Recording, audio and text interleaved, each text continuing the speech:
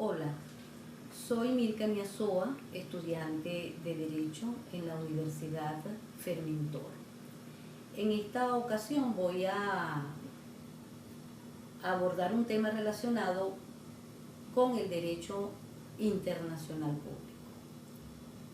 Parto conceptualizando lo que es derecho internacional, que son el conjunto de normas que regulan las relaciones del Estado y otros sujetos del derecho internacional. En el marco del derecho internacional existen dos grandes teorías, la teoría monista y la teoría dualista. La teoría monista sostiene que las normas de derecho interno y las normas de derecho internacional forman un único sistema jurídico. Entre sus representantes están Kensel y Wenzel. A pesar de que los teóricos que sustentan esta teoría monista comparten la idea de ese único sistema jurídico, en su seno existen ciertas divergencias, hablándose allí de dos posturas.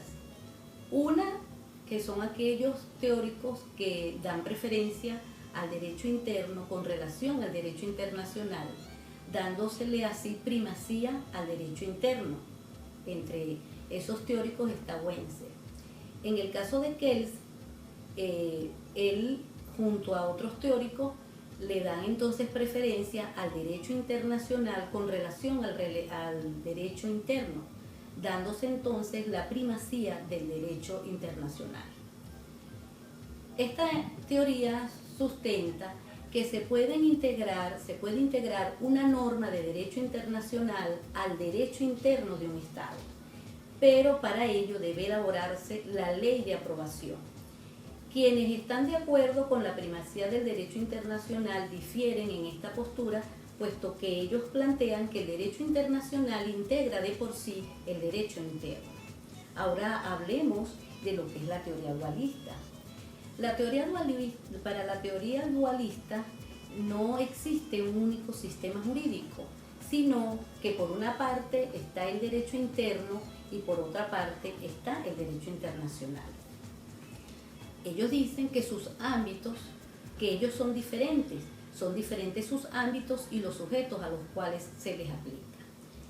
Lo realzan al decir que el derecho internacional norma las relaciones Estado-Estado y en el caso del derecho interno norma o rige las relaciones Estado-individuo o Estado-sujeto. Entre los representantes de la teoría dualista podemos mencionar a Ancelotti y a Triepel. Esta teoría plantea que una norma de derecho internacional puede invocarse y aplicarse en el derecho interno de un Estado, solo si esa norma de derecho internacional se transforma en una norma de derecho interno.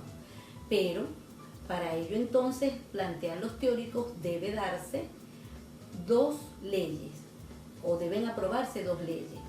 Una que es la ley de aprobación y la otra que es la ley reglamentaria de implementación. Hablemos de las fuentes del derecho internacional. Cuando hablamos de fuentes, hablamos de origen, es de donde emergen. Entonces, podemos decir que las fuentes son todos aquellos actos mediante los cuales se hace o se crea derecho. En el caso de Ancelotti, él plantea que la única fuente de derecho internacional son los acuerdos voluntarios y que estos pueden ser de manera expresa o de manera tácita. Cuando habla de los de manera expresa, se hace referencia y da como ejemplo los tratados, y en el caso de la forma o manera tácita habla entonces o da como ejemplo la costumbre. Hay un grupo de teóricos denominados de la concepción objetiva de las fuentes, y ellos hablan de fuentes creadoras y de fuentes formales.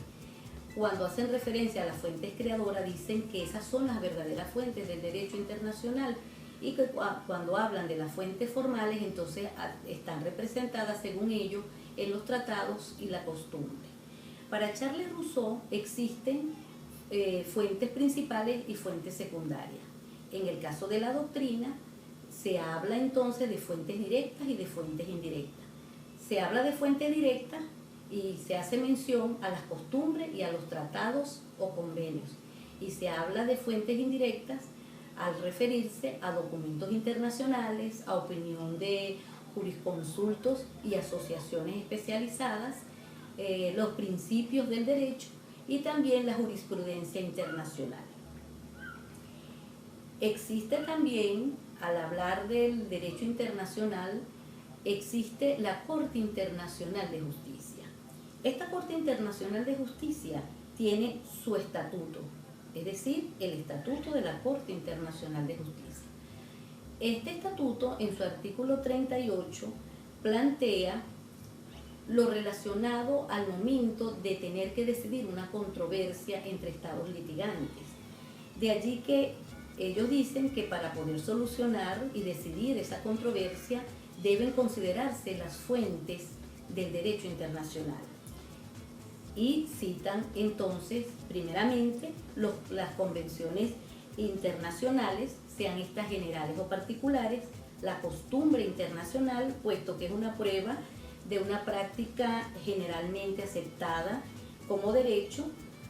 También citan ellos los principios generales del derecho reconocidos por las naciones civilizadas y por último hablan de las decisiones judiciales y las doctrinas de los publicistas de mayor competencia de las distintas naciones.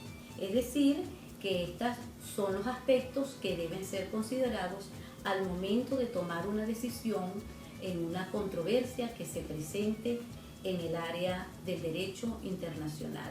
Muchas gracias por su atención.